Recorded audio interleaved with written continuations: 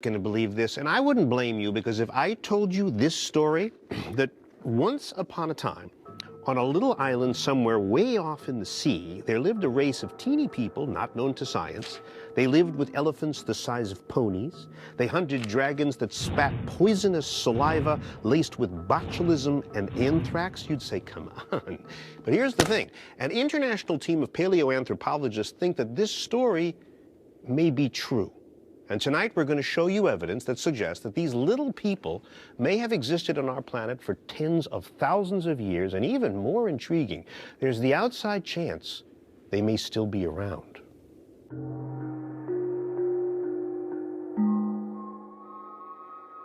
Midway between Asia and Australia, here in Indonesia, lies the island of Flores. For centuries, the people who lived here told tales of little, hairy people. They talk about being scared of three things. One is elephants, one is tigers, and one is the little people of the forest.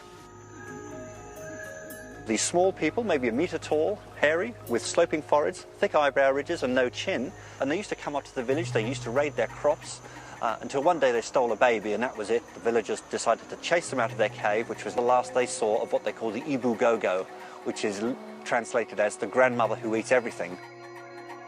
Ibu Gogo. Learned people, scholars, dismiss these tales as folklore, but then a team of Australian archaeologists digging in this cave, Liang Bua it's called, discovered something simply astounding. At first, they thought it was a child. I thought it was a young child because the skeleton was very, very small. The individual was about a metre tall. About the size of a modern 3-year-old. But then they looked more closely at the skull. The lines on top here would be different if it was a child's skull, further apart. And the teeth, this was no child. It's in fact an adult. The wear and tear on the teeth shows that this individual was an adult, probably aged about 30. It was a female. We already knew she was very, very small.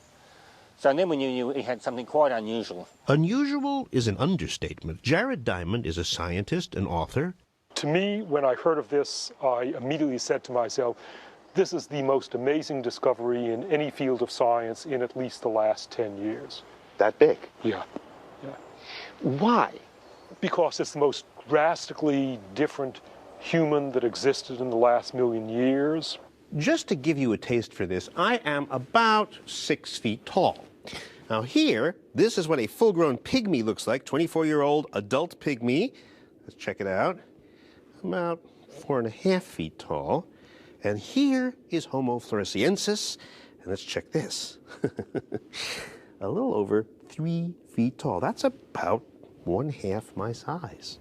It's the smallest human species ever identified anywhere in the world from any time. Wait a second, says this well-respected Indonesian anthropologist. Teku Yacob says, I think she's one of us, our species, but with a rare disease. Therefore, just a small brain, microencephaly.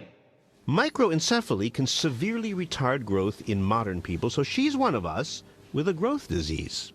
I'm sure about it, yeah. Well, you're wrong, said the Australian team. There's no chance at all that it's a pathologically deformed individual of our species. Welcome to paleoanthropology. So, since the debate here is highly technical, I visited Ralph Holloway, one of the world's preeminent ancient skull experts. Smaller than this? Less than many chimpanzees. And since he's got a cast of the lady's skull, I asked him, well, does it look like our species, like Homo sapiens? This is a human being. Are these new creatures that you've seen, do they look like this, or are they? No. They're different in some fundamental way? Absolutely. Ralph has examined this cast of her brain cavity, and it's not like ours, he says. It's low. It's broad. You're sure of this? Absolutely. So what we may have here is a brand new flavor of human. But if we do, how'd this creature get so small?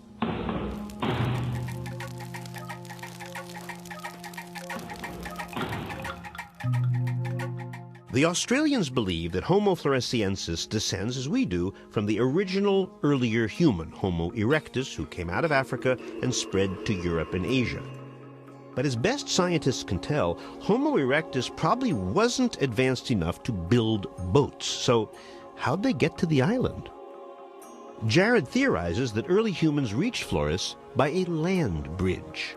All this was going on during the ice ages when around the world a lot of water was locked up in glaciers, so sea level was low. So what today is water then was land. You could have walked there, conceivably. No, you couldn't walk there, but the water gaps were narrower. Those gaps were so narrow it didn't take much to swim or float across. Other creatures did. Elephants did it, monkeys did it. If monkeys could do it, why couldn't these dumb humans do it? But after they got there, he says, the ice age ended, glaciers melted, the ocean rose, and these early humans were stranded, and this may explain why they got so small.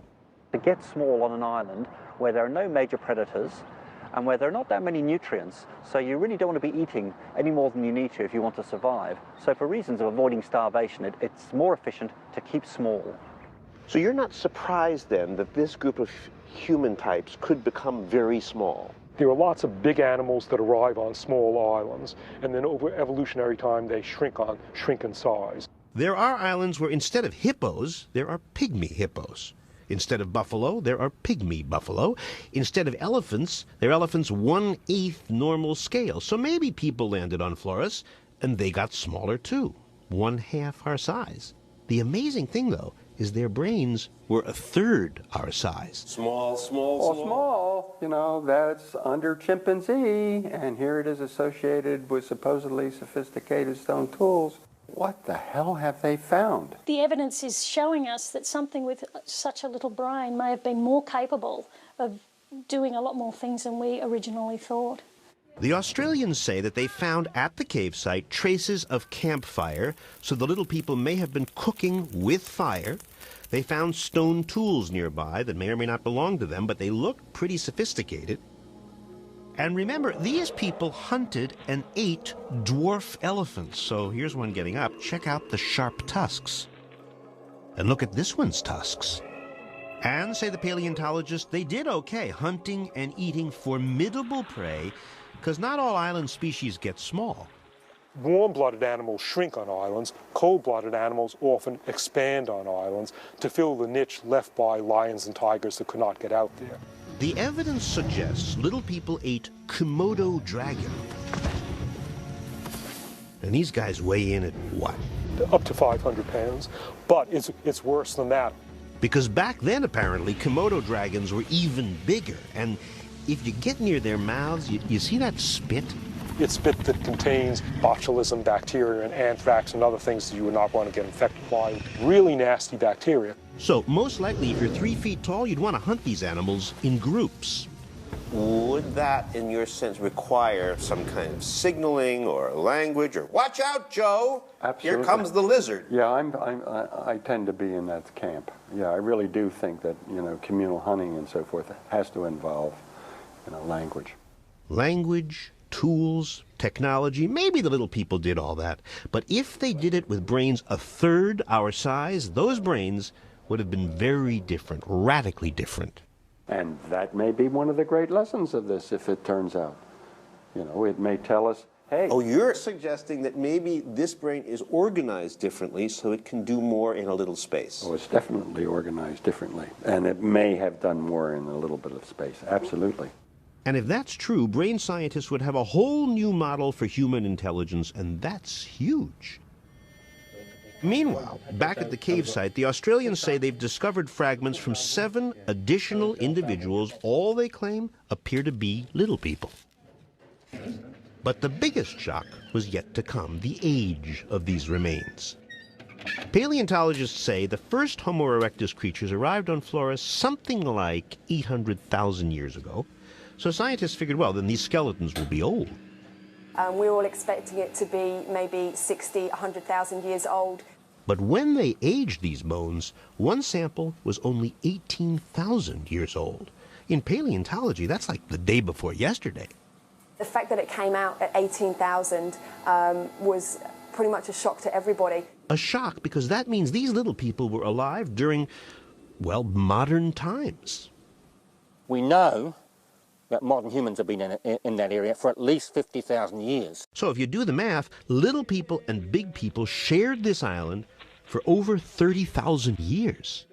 Final question that everybody is too shy to ask is, well,